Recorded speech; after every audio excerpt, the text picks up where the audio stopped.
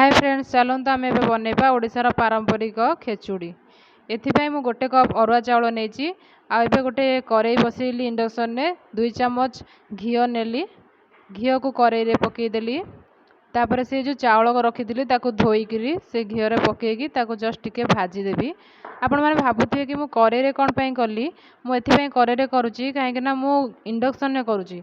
आपण गैस किंबा चुली रे डेक्ची बसैकी मध्य याकू करि परिबे। मुझे चाउल को जस्ट टिके नाकू एमती भाजी देवी घीओ यापर पानी देवी। गोटे कप अरुआ चाउल रे 2 कप पानी नेजी आपण 2 गुणा ही पानी देबे। देखंतु तापरे मु भाजी की रखी काजू किशमिश आलमंड ए सब को सब पकई देली। आकू गोले दवा। यापर आमे आकू फुटिया पई टिके छाड़ी दवा।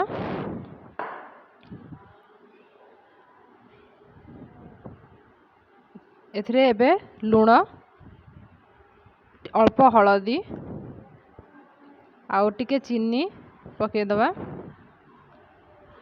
तापर 2टा तेजपत्र मध्य पकईबा। देखंतु फुटुची एबे से ताको गोले दवा भलो करी।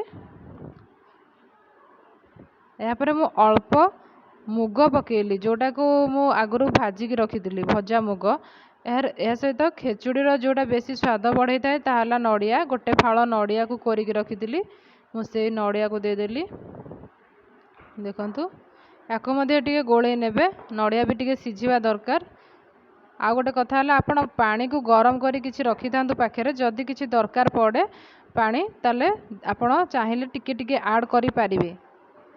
गरम पानी ठंडा पानी देबेनी और हाथ नष्ट हो जिवो।